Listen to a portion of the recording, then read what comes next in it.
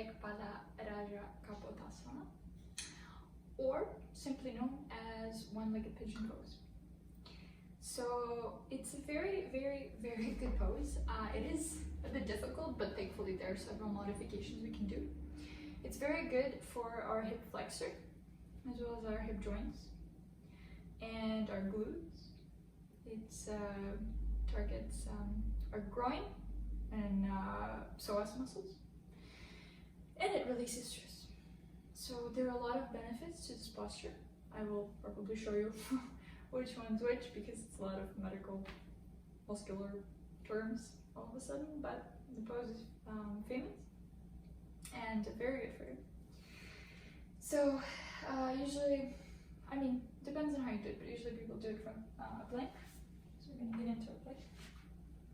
Then we're gonna take one of our legs, and in my case, I'm gonna take my right leg and bring it to my left wrist. So this is where most people will have to take a modification. You don't have to keep your front leg parallel to the front of the mat, so you can bring it a little bit closer to your hip, for example, so make it like pointing.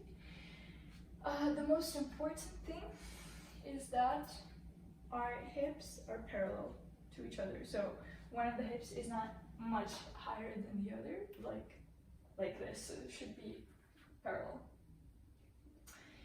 If this is still too much for you, you can place something under your hip, like a pillow or a block, and lean on it. This will also help you to get into the pose. But over time, you're gonna stretch more and more. Your hips will open more and more.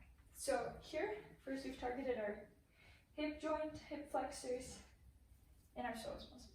So we're going to release our lower back, pretty much in our glutes. So my right leg right now is releasing the glutes, and this leg is releasing the hip. And this leg too. I mean, it's a great pose, honestly. If you've advanced enough, you can always bring your leg a little bit more forward, and you can also put a block like that under. But basically, make sure to keep your hips straight. And I like to relax in this pose, so you can of course keep it up. But you can also, I like this, to do this to release stress, you can go all the way down. And just relax. And you put your chest all the way down. And breathe. Through this, we'll be releasing our glute muscles, and they hold a lot of stress usually. And so through this, we will be releasing our stress and breathing. So just be in the present moment and release your glutes. So that's the pigeon pose. It's very good for you. Not simple, but there are modifications you can take. And please do it right. Don't force your body to do something it cannot yet. Be patient with yourself. And namaste. Thank you for watching. And I hope you have a great practice that this helps you.